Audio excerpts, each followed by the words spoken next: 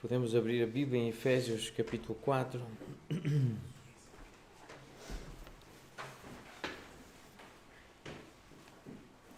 Efésios 4, nós vamos ler o primeiro versículo.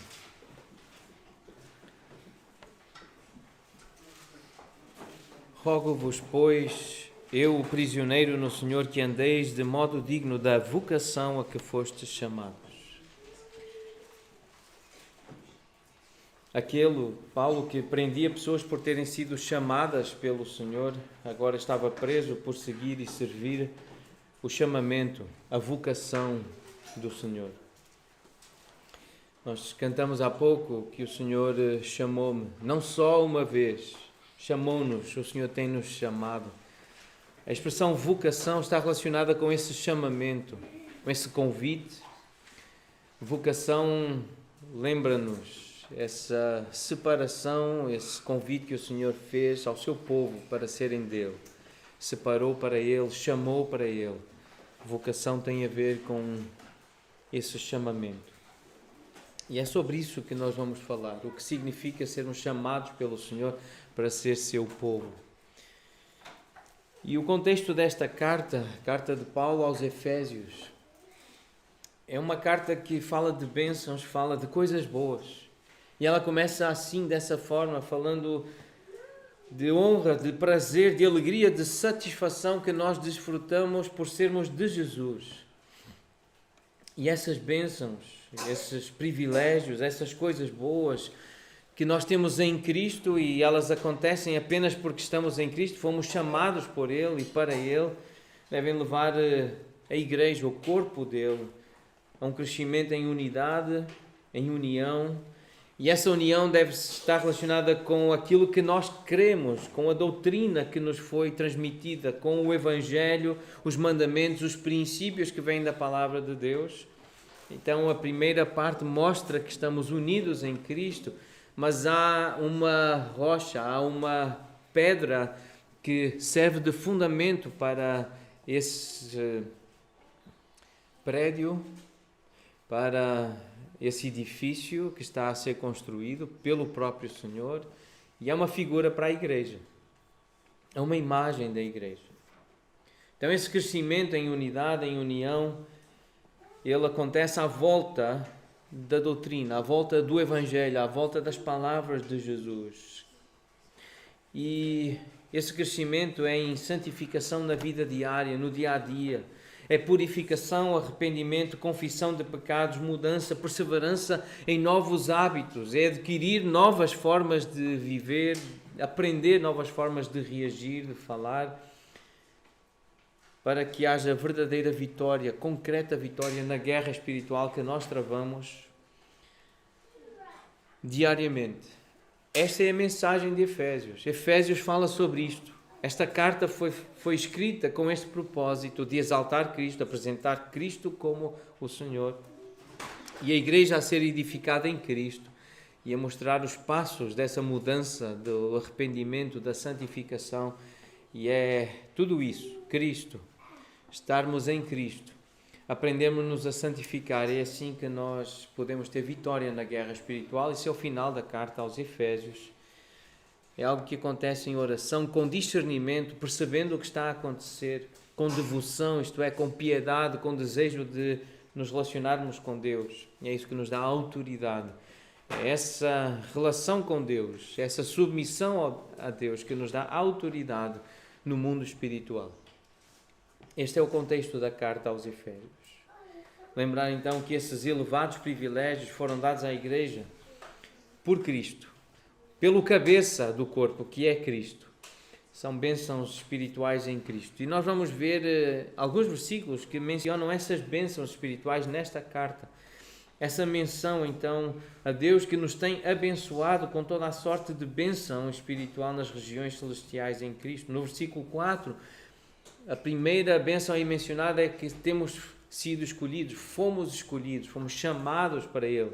Essa vocação, escolhidos para sermos santos e irrepreensíveis perante Ele. Ele predestinou-nos. Bênção espiritual. Ele escolheu-nos antes mesmo de haver mundo. Nós sabemos que Deus já tinha os seus eleitos, os seus escolhidos. É isso que a Bíblia diz. E essa é uma bênção espiritual. Ser predestinado para Ele, para a adoção de filhos, para sermos considerados, chamados filhos dEle. Versículo 7. Temos a redenção, a remissão dos pecados. Estamos livres da escravidão dos pecados. Estamos em Cristo. Bênção espiritual. Estamos selados com o Espírito Santo da promessa, marcados como propriedade de Deus. Bênção espiritual. Versículo 14 diz que Ele o Espírito é o penhor da nossa herança. Depois nos versículos 22 e 23, esta bênção de ter Cristo como sendo um presente para a igreja, dado à igreja, uma oferta graciosa à igreja, como cabeça, aquele que dirige a igreja. A igreja recebeu esta bênção de ter Cristo como corpo e sendo Ele também a plenitude de tudo. Ele enche todas as coisas. Capítulo 2 menciona mais algumas bênçãos. Deu-nos vida, Jesus deu-nos vida, juntamente com Cristo, versículo 5, versículo 6, ressuscitou-nos. Nós que estávamos mortos espiritualmente, fomos ressuscitados, fomos salvos, versículo 8, pela graça, salvação espiritual, salvação dos nossos pecados, salvação para a eternidade, versículo 10, boas obras preparadas para nós. Podermos fazer coisas boas, podermos realizar coisas boas para Deus e para as pessoas, coisas que Deus preparou para que nós realizássemos. É bênção espiritual. Um contraste aí entre o versículo 12 e o versículo 13. O versículo 12 diz que estávamos separados da comunidade de Israel, estávamos sem Cristo, estranhos às alianças, não tendo esperança, sem Deus no mundo. Mas o versículo 13 faz esse contraste dizendo que fomos aproximados pelo sangue de Cristo. Estávamos longe, estávamos separados. O versículo 13 diz que fomos aproximados. Versículo 14, essa parede de separação foi derrubada, foi destruída. Agora já não há essa separação entre povos. Em Cristo estão juntos, judeus e gentios. estão juntos com Deus. Versículo 15. Essa paz que existe entre a humanidade, entre pessoas diferentes, culturas diferentes, mas em Cristo poder ter paz e ter a reconciliação com Deus. Reconciliados uns com os outros, reconciliados com Deus, são bênçãos que nós temos. O versículo 18 fala de um acesso ao Pai no Espírito, sermos considerados cidadãos da família dos céus, cidadãos da pátria celestial, ser considerado família de Deus, versículo 19. Versículos 21 e 22, essa ideia de ser santuário, de ser moradia, habitação de Deus, Deus a habitar na igreja. No capítulo 3, a bênção é descrita aqui como herança, ser co-herdeiros, co-participantes da promessa em Cristo, ter a mesma herança de Cristo. Versículo 10, pela igreja, a multiforme sabedoria de Deus se torna conhecida. A igreja ser uma manifestação da sabedoria de Deus. Que bênção, que privilégio. Versículo 12, ter acesso ao Pai, mediante Cristo, mediante a fé em Jesus. Que bênção, que privilégio poder falar com Deus por meio de Jesus. É esta a confiança que nós temos. Depois então o capítulo 3 traz-nos uma oração.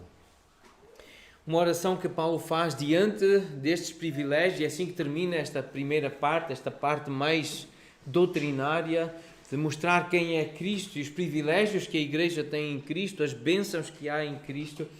Então Paulo faz uma oração pedindo a Deus que dê condição de compreender, que os crentes, que a igreja possa compreender estes privilégios, estas bênçãos, de conhecer Cristo, conhecer o amor de Cristo. Paulo ora, Paulo pede a Deus que os crentes possam ter esta noção, este entendimento, esta compreensão. O versículo 19 diz: conhecer o amor de Cristo, mas um amor que excede todo o entendimento. É compreender, é conhecer o incompreensível. Esse é o milagre da salvação. É algo que não se compreende naturalmente, mas é possível em Cristo. Porque alguém ora, porque alguém age a nosso favor, nós podemos compreender o que excede todo o entendimento. Nós podemos entender, podemos compreender o incompreensível. Esse é o milagre da salvação. Porquê? Porque há um poder que atua. O versículo 20 diz: conforme o seu poder que opera em nós. Há algo poderoso a agir na história, a agir no nosso meio, a agir entre nós. É o poder de Deus que nos dá essa capacidade de compreender quem é Jesus. E logo tem que redundar em louvor, em adoração. E é assim que termina o capítulo 3. A Ele seja a glória, na Igreja e em Cristo Jesus, por todas as gerações, para todo o sempre. Que o Senhor seja louvado, que Ele seja adorado, porque Ele é Deus, porque Ele é poderoso, mas porque Ele se tem revelado, Ele tem se mostrado generoso, bondoso com a Igreja, com o seu povo. Este é o contexto deste versículo, que começa então, capítulo 4, versículo 1, com esta chamada de atenção: rogo-vos, eu, o prisioneiro. Rogo-vos que presteis atenção à forma como andais, para onde ides, que escolhas fazeis. Nós temos uns estatutos que nos regem como associação. Mas quando nós pensamos em ser representados legalmente e podermos estar representados na nossa sociedade civil e podermos agir de forma adequada às leis portuguesas, e fez ontem então um aniversário, 7 anos, que alguns de nós nos reunimos com um advogado, com alguém que representava também o governo português, essa parte civil, para assinar, no fundo, algo que nos dá essa identidade civil. São os estatutos da Associação Igreja Bíblica. Mas nesses estatutos nós definimos a razão por que existimos. A associação existe para facilitar a vida da Igreja nessa parte civil, nessa parte também social. Mas nos nossos estatutos nós mencionamos que temos por objetivo A igreja tem como objetivo, e o primeiro objetivo, reunir-se regularmente para prestar culto de adoração a Deus. Porque entendemos que isso está de acordo com os ensinos da Bíblia, que é a palavra de Deus, a nossa única e toda suficiente regra de fé e de prática. É a Bíblia que nos ensina, que nos ordena a nos reunirmos para louvar a Deus. Para usar palavras como estas do versículo 21 de Efésios 3. A Ele seja a glória. Deus seja louvado. Vamos glorificar, vamos exaltar o Senhor, vamos louvar o Senhor. Porque Ele é poderoso, porque Ele é digno do nosso louvor, da nossa atenção, da nossa devoção. A igreja reúne-se para isso. A igreja, os membros da igreja reúnem-se porque eles querem repetir estas palavras que estão no versículo 21. A Ele seja a glória na igreja. A igreja serve para glorificar, para louvar a Deus. E nós temos isso escrito. Estamos a ser lembrados desse propósito que nós temos. É por isso que nós nos reunimos. Queremos louvar o Senhor. Queremos exaltar Deus. Então o versículo 1 diz: Irmãos, eu rogo-vos que andeis de modo digno da vocação a que fostes chamados. Eu quem? Eu, o prisioneiro. Aquele Saulo, Paulo, que prendia pessoas por terem sido chamadas pelo Senhor, tinham recebido uma santa vocação, e ele prendia essas pessoas, ele perseguia para prender essas pessoas, e agora ele está preso. Porque seguia e servia o chamamento, a vocação do Senhor. Curioso. Olhar para este homem, a história deste homem, o que ele viveu, essa transformação. Ele que ouviu uma vocação, ele que ouviu um chamamento, um convite. E nós estamos a ouvir de novo esse convite. Irmãos, andem de modo digno da vocação a que fostes chamados. Já fostes chamados para seguir Jesus, então andem de modo digno. Mostrem que realmente são de Jesus. Esta parte mais prática da carta, que mostra o que significa ser de Jesus, o que significa ser igreja, o que significa ser separado, ser santo. Aqui apresentam as mais elevadas exigências. Estes versículos, estes 3 últimos capítulos da carta, apresentam essas exigências, essas elevadas exigências. São espirituais, mas elas são bem práticas também. São feitas à igreja, como um corpo que foi chamado para estar unido à volta de Jesus, ser santo, ser triunfante em Cristo. Triunfante diante dos poderes espirituais deste mundo das trevas, este mundo que está em trevas, que jaz no maligno. E a igreja em Cristo pode ser triunfante. A vida prática da igreja então precisa ser coerente com o alto chamado que ela recebeu, esse alto chamamento, esse convite tão solene para ser de Jesus, para seguir Jesus, para obedecer a Jesus. A igreja precisa se analisar, se examinar. Cada um de nós precisa considerar se está realmente a seguir aquele compromisso que fez com Jesus e com o corpo. Estamos a ser chamados a olhar para nós como igreja para saber se estamos realmente a andar desse modo digno. O versículo 1, portanto, menciona essa expressão, modo digno da vocação. A expressão vocação, ela aparece também no versículo 4, fostes chamados numa só esperança da vossa vocação. Mais à frente, então, no versículo 4. Mas a ideia do convite de ser chamado aparece em outros momentos desta carta e no Novo Testamento, logo no início, no capítulo 1, Efésios 1, nessa oração que Paulo faz, uma outra oração que está redigida nesta carta. Paulo ora a Deus pedindo que os irmãos sejam capazes, os membros da igreja em Éfeso, sejam capazes de saber qual é a esperança do seu chamamento, a esperança da sua vocação, qual é a riqueza da glória, da herança nos santos, para o que é que foram chamados, para onde estão a ir, que tipo de herança espiritual têm, benefício, que tipo de riqueza estão à espera, qual é a suprema grandeza do seu poder para com aqueles que creem segundo a eficácia da força do seu poder. É esta a oração que Paulo faz para que entendam o que é esse convite, essa vocação, esse chamamento. Creio que o melhor texto para descrever o chamamento, a vocação, está em Romanos 8. Também uma carta de Paulo aos irmãos que se reuniam em Roma. E aqui nós temos essa expressão, esse chamamento aqui explicado. Aqueles que são chamados segundo o seu propósito. O texto começa no versículo 28, dizendo: sabemos que todas as coisas cooperam para o bem daqueles que amam a Deus, daqueles que são chamados segundo o seu propósito. Aqueles que amam a Deus são os chamados, são os que têm uma vocação, foram convidados para fazer parte de um novo povo. Quanto aos que de antemão conheceu, também os predestinou para serem conformes à imagem de seu Filho, a fim de que seja o primogênito entre muitos irmãos. E aos que predestinou, a esses também chamou, e aos que chamou, a esses também justificou, e aos que justificou, a esses também glorificou.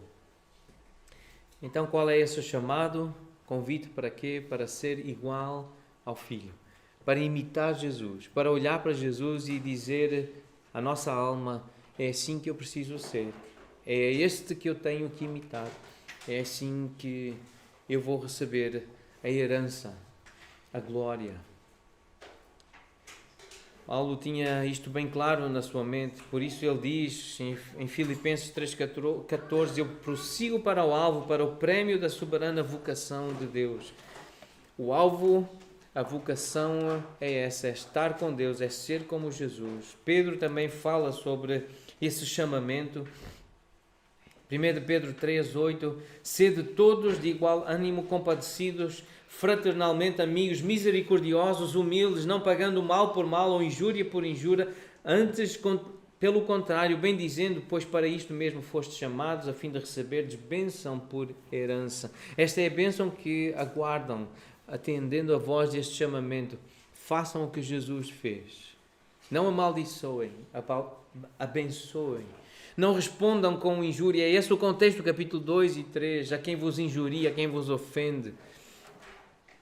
E mais à frente no capítulo 5, nessa carta de Pedro, lembra-me que Cristo chamou à sua eterna glória. Este é o chamado, para fazer parte da glória dele, para ser como ele, receber a herança que ele recebe. É sermos feitos à imagem dele, termos os privilégios também que ele tem na relação com o Pai, na sua glória. Na segunda carta de Pedro também há uma menção a esse chamamento. Pelo seu divino poder, capítulo 1, versículo 3, pelo seu divino poder tem-nos sido doadas todas as coisas que conduzem à vida e à piedade, pelo conhecimento completo daquele que nos chamou para a sua própria glória e virtude. Chamou-nos para ele, para repartir connosco a sua glória, a sua virtude. Esta é a vocação que nós recebemos. Glória e virtude pelas quais nos têm sido doadas as suas preciosas e muito grandes promessas, para que por elas vos torneis coparticipantes da natureza divina, livrando-vos da corrupção das paixões que há no mundo. Ter natureza divina. Sermos como Jesus, sermos como Deus. Ele partilha connosco a sua natureza. Esta é a nossa herança.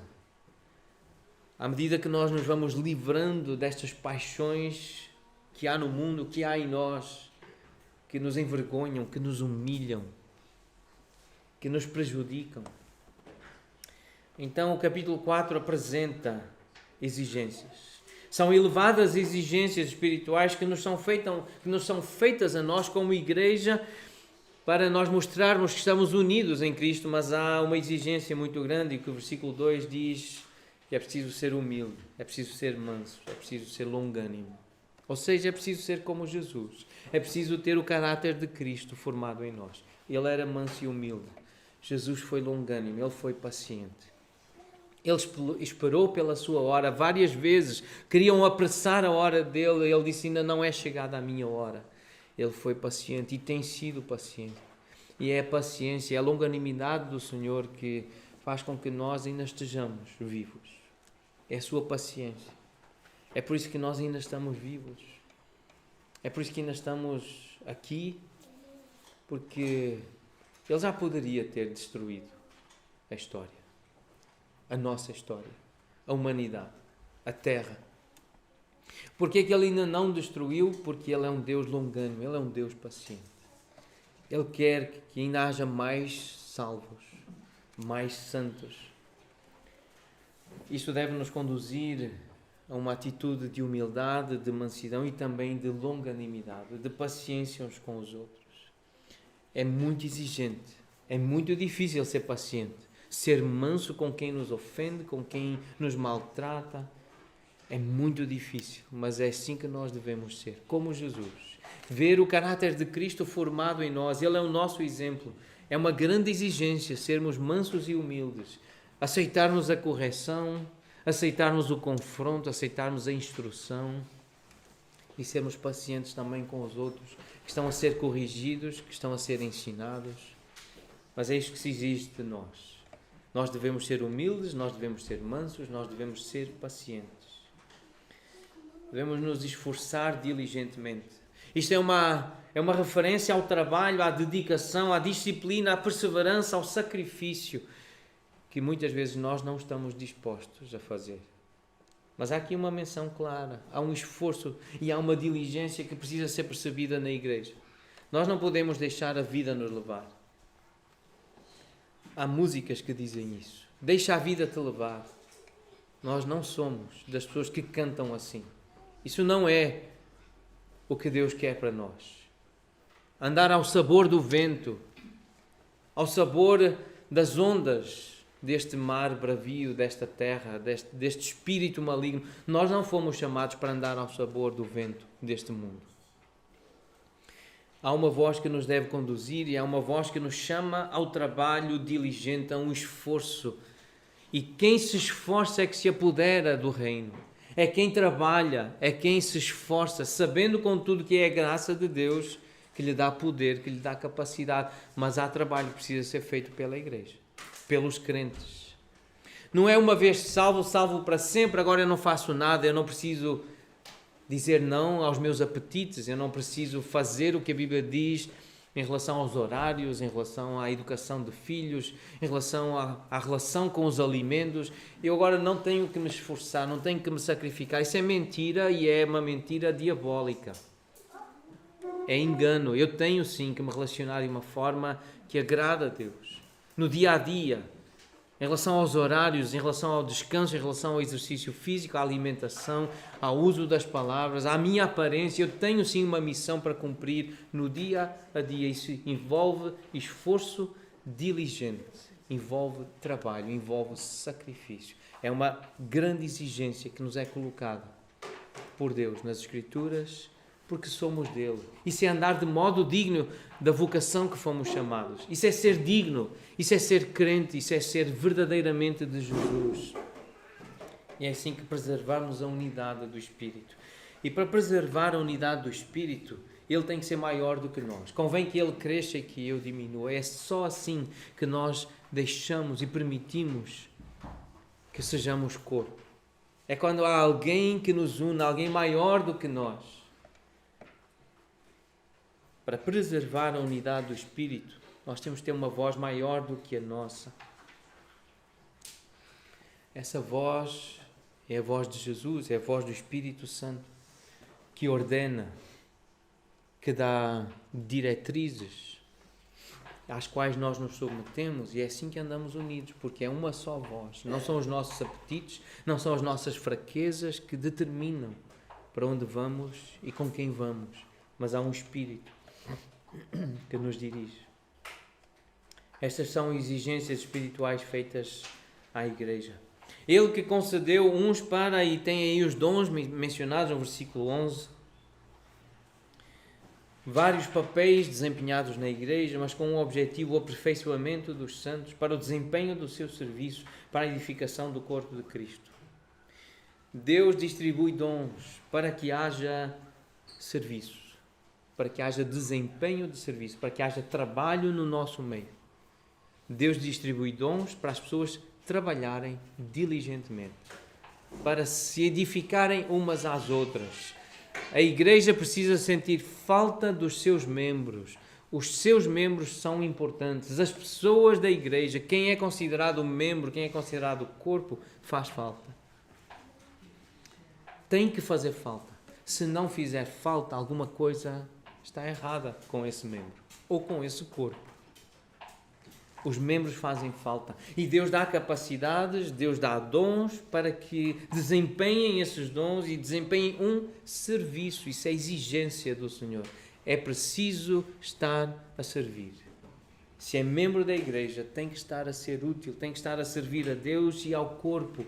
Esse é o padrão bíblico. Não sejamos mais como meninos agitados de um lado para o outro, levados ao redor por todo o vento de doutrina. Isto é uma exigência. Deixem de ser meninos. Se são membros de uma igreja, por muitos jovens ou adolescentes que ainda sejam, mas se já fizeram uma decisão de seguir a Jesus, têm que deixar de ser meninos. Têm que se tornar homens e mulheres de Deus. Não sejam mais como meninos, porque são membros de uma igreja. Têm responsabilidades já de homens e têm que ser homens maduros, mulheres maduras. Não sejam mais como meninos. É uma exigência espiritual bíblica. Deixem dessas coisas de menino. Quando eu era menino, falava como menino, mas eu vinha ser homem. Deixei as coisas próprias de menino ou de menina. Agora sou um homem e uma mulher de Deus e eu tenho que andar como tal.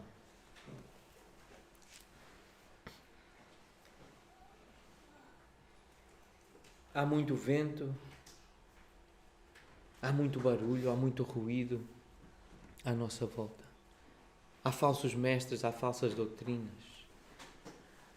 E nós precisamos ter discernimento e à medida que amadurecemos, que crescemos, nos fortalecemos no conhecimento de Cristo, da sua doutrina, de quem Ele é, dos primeiros 3 capítulos de Efésios, à medida que nós nos fortalecemos no conhecimento do Evangelho, da doutrina da salvação, nós vamos ficando fortes, porque conhecemos a palavra. É isso que nos dá força. Os jovens são fortes porque conhecem a palavra, porque usam a palavra. 1 João capítulo 2. É a palavra que dá força ao jovem. É assim que deixamos de ser meninos, seguindo a verdade em amor, sendo instruídos, falando em amor, ouvindo a verdade, ouvindo o verdadeiro Evangelho e dizendo a verdade. É assim que nós crescemos. E é assim que nós vemos o corpo também a se fortalecer. Esse corpo que é a igreja, que são os santos reunidos, bem ajustado, consolidado pelo auxílio de toda a junta, cada parte a fazer a sua parte, segundo a justa cooperação de cada um, de cada parte, cooperação, trabalhar junto, cada um faz a sua parte. É assim que se efetua o aumento, o crescimento, a edificação em amor. Cada membro da igreja tem que fazer a sua parte, porque recebeu um dom para tal, porque tem o Espírito Santo, tem o poder de Deus, tem condições de servir. Servir a igreja para que haja esta unidade, esta união. É assim que Jesus é glorificado, é assim que Deus é glorificado. É assim que mostramos que Deus enviou Jesus. É com esta união, com esta cooperação. E nos nossos estatutos, que já fizemos referência, temos também lá mencionado que a igreja tem por objetivos promover comunhão entre os seus membros. A igreja tem por objetivo promover essa unidade, essa comunhão, esse convívio, essa justa cooperação entre os seus membros. E por isso a igreja tem por objetivos desenvolver programas, ministérios, aqueles que julgar necessários visando o cumprimento dos seus objetivos, bem como instituir, constituir ou manter instituições educacionais, culturais, sociais e outras que concorram para a formação moral e espiritual das pessoas, de acordo com a Bíblia. E um dos ministérios que nós começamos à luz deste propósito foi o ministério com pais de filhos pequenos. É um ministério, é algo que a igreja desenvolveu, está a desenvolver, visando este compromisso, visando glorificar a Deus, mas trazendo formação espiritual, educação. É o nosso compromisso estarmos juntos a trabalhar pelo bem das nossas famílias, das nossas crianças. É por isso que se exige dos membros da igreja que estejam a servir no ministério com pais de filhos pequenos. É uma exigência da igreja. os ministérios que nós desenvolvemos para que haja educação, para que haja formação moral e espiritual das pessoas da igreja, das crianças que estão na igreja, é nossa responsabilidade. Não é um evento social, é um ministério, é para servir, é para trabalhar, é para honrar o Senhor. Por isso, nós temos dito, temos lembrado a aliança que nós temos, nós não abandonaremos as reuniões da nossa Assembleia, especialmente 10h30, domingo. Domingo é uma reunião da nossa Assembleia, da nossa igreja, é um compromisso que nós temos uns com os outros.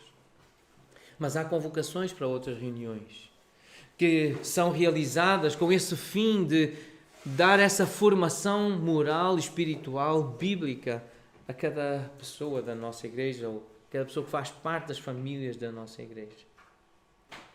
Então hoje eu publiquei um texto que eu já li há algum tempo atrás e recordei dele, e a pergunta é: porquê que eu vou à igreja hoje? Um pastor conhecido que escreveu este texto e ele diz, depois de refletir: eu vou à igreja hoje porque a Bíblia ordena que eu não deixe de congregar como fazem alguns. Hebreus 10:25. Eu não posso deixar de me reunir. Por isso é que eu vou à igreja, porque eu estou a obedecer o mandamento do meu Senhor. Há uma voz maior do que a minha, que pode dizer: eu estou fraco, eu sou pecador. É muito difícil ir à igreja, é muito difícil, é muito chato, é muito repetitivo, é sempre a mesma coisa. Mas eu vou porque há uma voz maior do que a minha que diz que eu tenho que ir.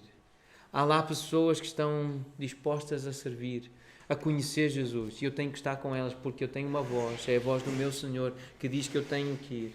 Eu vou à igreja, o número 2, porque ela é o corpo de Cristo, e como membro desse corpo, a minha presença, cooperação e serviço são importantes para o seu bom funcionamento. É isto que nós vemos em Efésios 4, versículo 16. Todo o corpo bem ajustado e consolidado pelo auxílio de toda a junta, cada parte, cada pessoa, a orar, a contribuir, a ensinar, a aconselhar, a limpar, a transportar, cada pessoa a fazer o que sabe, o que pode, da melhor forma para honrar o Senhor. É assim que nós vamos vendo a igreja a crescer, a igreja a consolidar-se, a solidificar-se. Tem outras razões porque este irmão vai à igreja, porque eu acredito que nós devemos estar na reunião da igreja. Então recomendo que os irmãos leiam no grupo de comunhão, foi publicado hoje.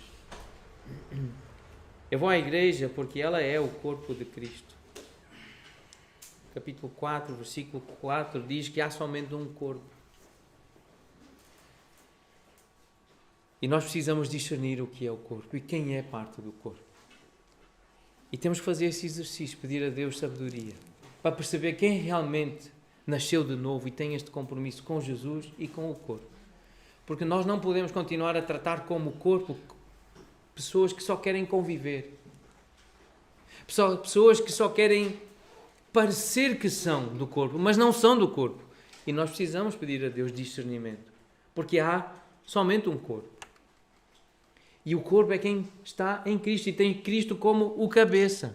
E que obedece a Cristo e não aos seus apetites, aos seus desejos, e não se submete às suas fraquezas, mas há alguém que lhe dá força para fazer infinitamente mais do que acha que é possível fazer com a sua força e com a sua capacidade. Há um Deus que tem todo o poder. Ele é o Pai, daqui diz o Pai de todos, mas Pai de todos? Será que é Pai de todos indiscriminadamente? O Evangelho de João diz que não.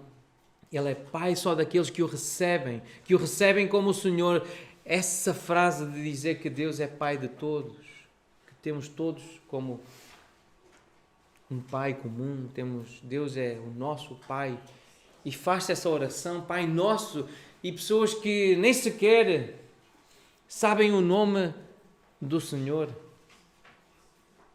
nem sequer sabem encontrar essa oração, não sabem abrir a Bíblia para encontrar essa oração, não conhecem nada da palavra de Deus e dirigem-se a Deus como Pai Nosso que estás nos céus, nem sabem que essa oração está no Evangelho de Mateus ou no Evangelho de Lucas, não sabem. E chamam Deus de Pai. Que atrevimento. Que mentira.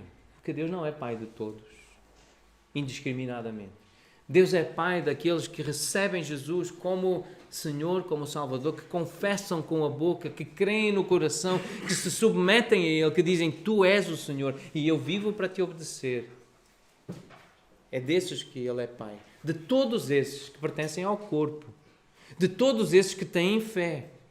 É só desses que Ele é Pai. Ele está sobre todos. Porque Ele foi colocado como o cabeça. Em Efésios 1:22 lemos que todas as coisas foram colocadas debaixo dos pés de Jesus para Ele ser o cabeça sobre todas as coisas. E o deu à igreja. Ele é nosso, Ele é o cabeça, Ele é nosso.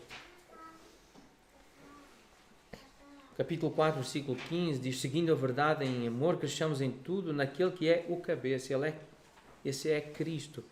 Em Efésios 5:23, essa comparação do marido e da esposa com Cristo e a igreja, e temos lá essa menção: Ele é o cabeça da igreja. Ele é o líder, é Ele que manda na igreja. É também o Salvador do corpo. Assim como a igreja está sujeita a Cristo, e essa é a ilustração que Paulo usa. Porquê? Porque Cristo é o cabeça, devem as esposas estar submissas aos maridos crentes, aos maridos que respeitam o Senhor, que louvam o Senhor, que adoram o Senhor. Há somente um corpo.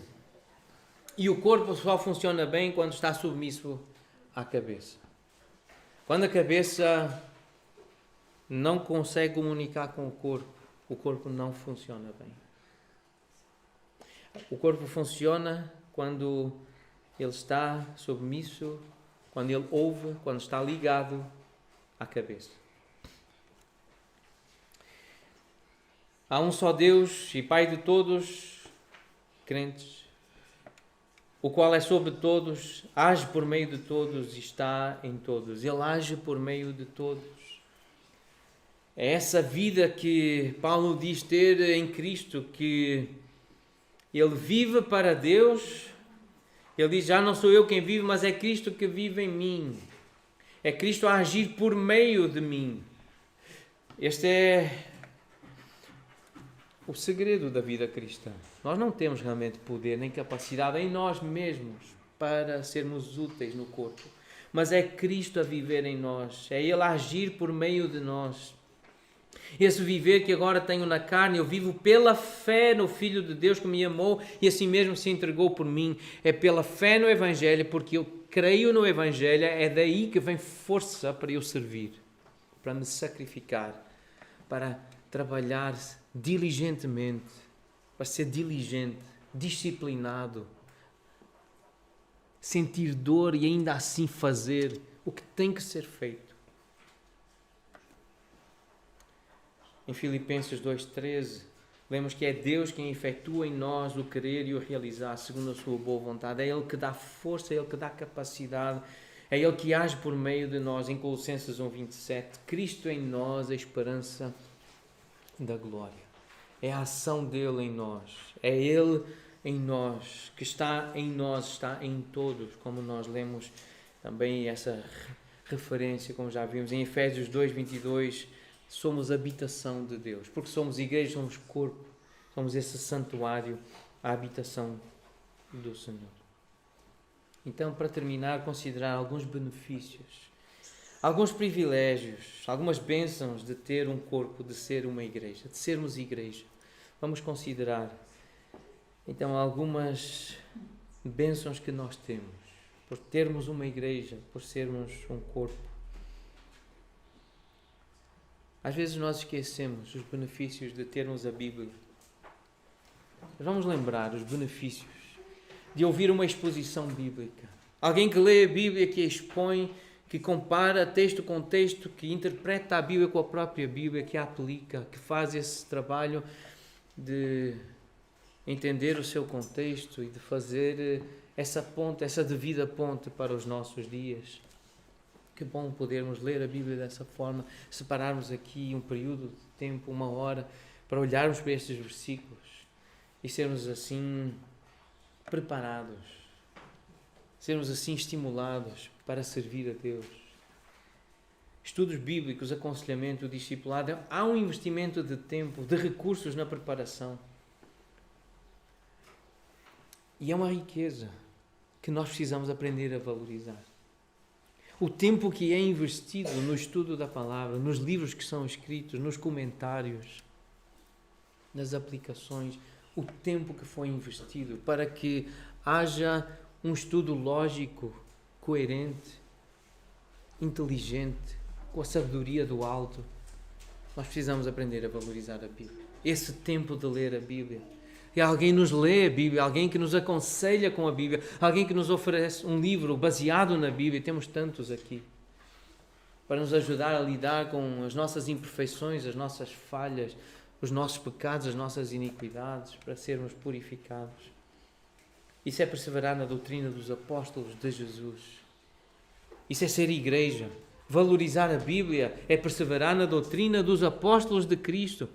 Isso é ser igreja. A igreja sempre fez isso. A verdadeira igreja, o verdadeiro corpo sempre fez isso. E nós temos procurado fazer. E precisamos nos alegrar. Precisamos valorizar isso. A nossa igreja está a fazer o que sempre a igreja verdadeira fez.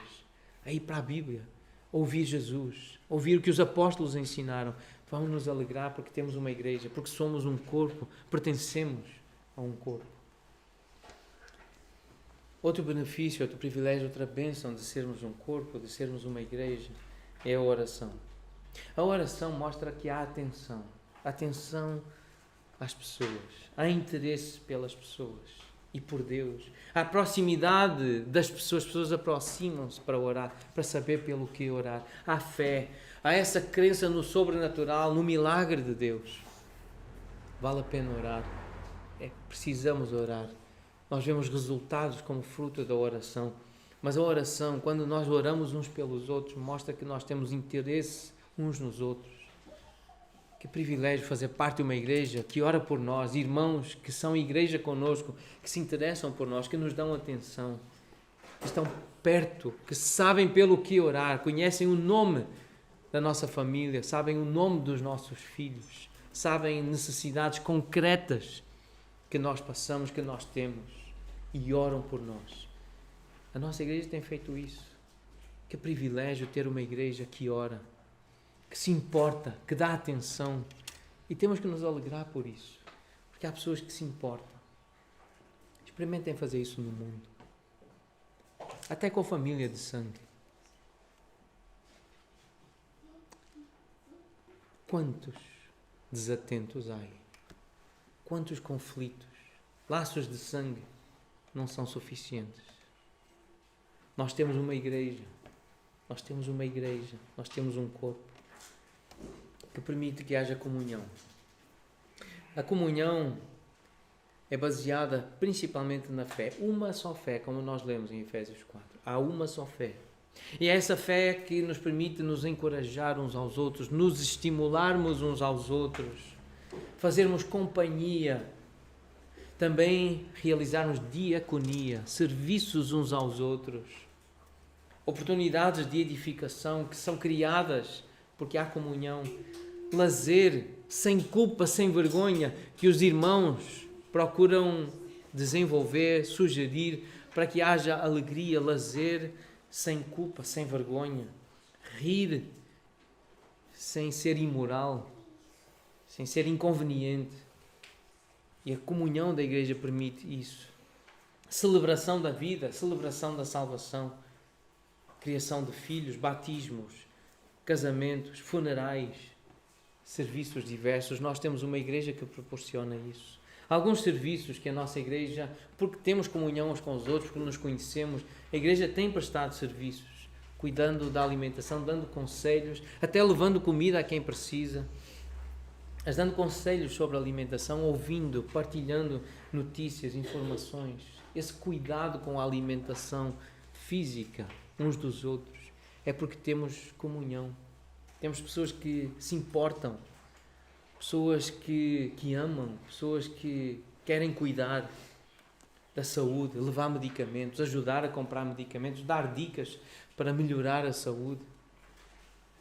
Socorro financeiro, quando alguém está aflito, está apertado, teve um imprevisto, e a igreja poder ajudar com as ofertas que vai recolhendo, que vai acumulando, poder socorrer os aflitos financeiramente.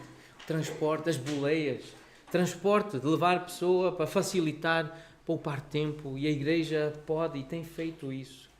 Uso de equipamentos, instrumentos, computadores, ao serviço da igreja, tecnologia que é adquirida, que é usada por irmãos da igreja, que estão ao serviço dos outros irmãos. Isto é porque há comunhão. É nosso, está ao nosso serviço, estamos a usar, não compramos, mas estamos a usar, estamos a desfrutar, a usufruir. A companhia física, porque há comunhão, alguém que está lá ao lado, alguém que visita, alguém que dá um abraço, alguém que se faz sentir presente, porque há comunhão. Explicações, pessoas têm dúvidas, até sobre coisas bem simples, do dia a dia, tarefas, mas há irmãos com mais experiência, não apenas no estudo da Bíblia, mas no dia a dia, na vida diária, para resolver problemas. E aqui, porque há comunhão, há interesse, há pessoas que dão explicações. Olha, faz assim, assim, assim, vai ali, fala com esta pessoa, porque há comunhão, porque nós nos interessamos. Nós vivemos isso. Mudanças de casa, reparações em casa. Há irmãos que ajudam, há irmãos que servem dessa forma, auxiliam. Dá tanto trabalho mudar de casa. Às vezes é tão complicado reparar um eletrodoméstico ou alguma coisa em casa, e há irmãos que têm facilidade, há irmãos que têm competência, têm experiência e que ajudam, porque somos uma igreja, somos um corpo, somos uma família. E mais uma vantagem, um benefício de termos um corpo e sermos uma igreja: cartas de recomendação. É algo que nós vemos nas Escrituras, a recomendação apostólica, irmãos a recomendarem outros irmãos, e é um serviço que a nossa igreja presta. Ainda agora, para servir em determinados ministérios, eu fui contactado para que membros da nossa igreja possam servir em outros ministérios, perguntar o que é que eu acho sobre esses irmãos, se eu os recomendo para o ministério. Irmãos que eventualmente se mudem da nossa igreja, da nossa cidade, do nosso país para outros países. O bíblico saudável, o correto é a igreja que receber essa família, esse irmão, contacta a igreja anterior, o pastor, e pergunte: olha, o que me diz sobre esta pessoa? Recomenda. Pode escrever uma carta de recomendação, pode dar um testemunho acerca dessa pessoa. E a igreja dá.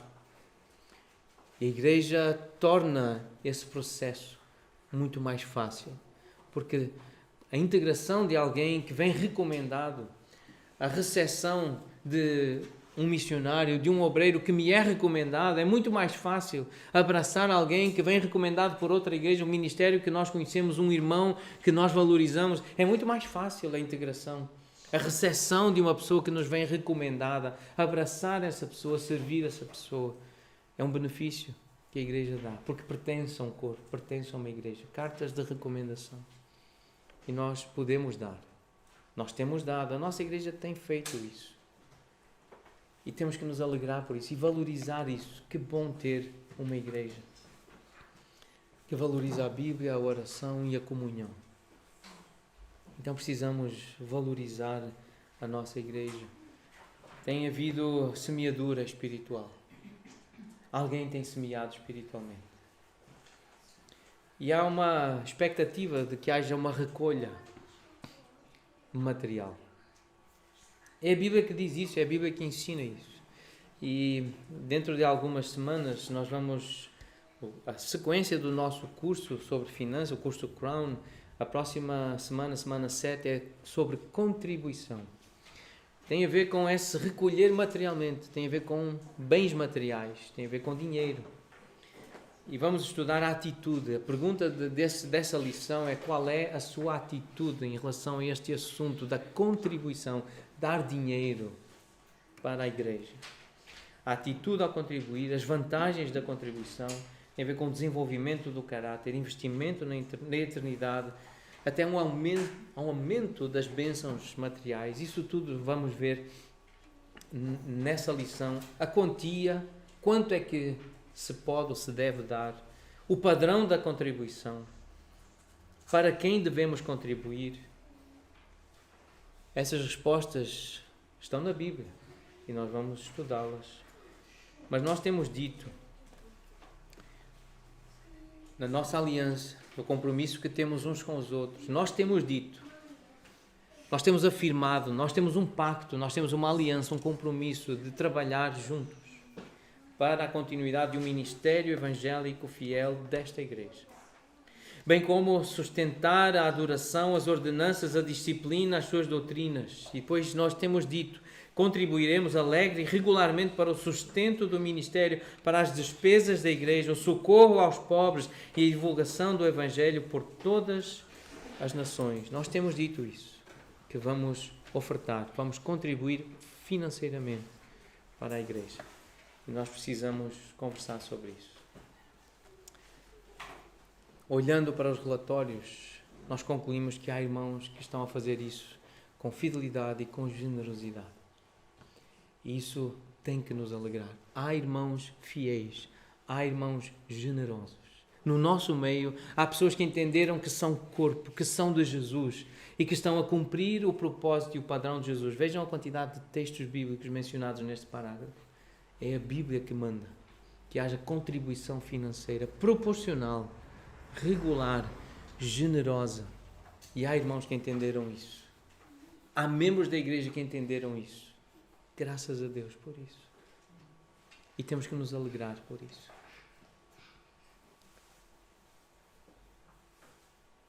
Se nós vos semeamos as coisas espirituais, será muito recolhermos de vós bens materiais? Pergunta Paulo aos irmãos da igreja de Corinto. Acham que é demais? Aquele Paulo que prendia pessoas por terem sido chamadas pelo Senhor, agora estava preso por seguir e servir o chamamento, a vocação do Senhor, por semear coisas espirituais, ele está preso. Ele estava a semear coisas espirituais e foi preso por causa disso. E agora ele diz, rogo-vos, eu, o prisioneiro no Senhor, que andeis de modo digno da vocação a que fostes chamados. Diante das extraordinárias bênçãos espirituais, dos privilégios, das coisas boas, da honra, do prazer, da alegria, da satisfação que Jesus nos garante, como é que nós estamos a responder, a reagir? O que é que nós estamos a dar? Nós queremos deixar uma igreja bíblica, uma igreja saudável para os nossos filhos, para os nossos netos, amigos, colegas, vizinhos, conhecidos. Nós desejamos que uma igreja saudável, bíblica, seja estabelecida, implementada nesta região e que outras surjam, que outras apareçam. A pergunta é, estamos nós a andar? Estamos a andar de modo digno? Estamos nós a reunirmos-nos, a orar, a estudar, a trabalhar, a dar, a contribuir de um modo digno da nossa vocação? Faça a pergunta a si mesmo. Sente que está a corresponder? Aquilo que tem sido semeado espiritualmente na sua vida está a corresponder de acordo com aquilo que Deus lhe deu, que Jesus lhe oferece nele, a herança espiritual, essas bênçãos espirituais? O irmão, a irmã está a corresponder? Está a ser digno? Está a andar dessa forma? É uma pergunta que nós vamos procurar responder. Já no nosso momento de comunhão, na próxima quarta-feira, nós vamos precisar falar sobre estes assuntos. O meu testemunho é que há alguns, sim, que estão a mostrar essa dignidade, essa coerência. E queremos louvar e agradecer a Deus, porque Ele tem sido realmente bondoso e generoso com crentes, com membros da Igreja Bíblica. Cristo é o cabeça, Ele é a nossa esperança, de que todos podem realmente, todos nós podemos ser fiéis, todos nós podemos ser generosos, todos nós podemos ser úteis, todos podemos, porque Cristo pode, porque Cristo é. E por isso nós vamos lembrar disso, que Ele é a nossa esperança.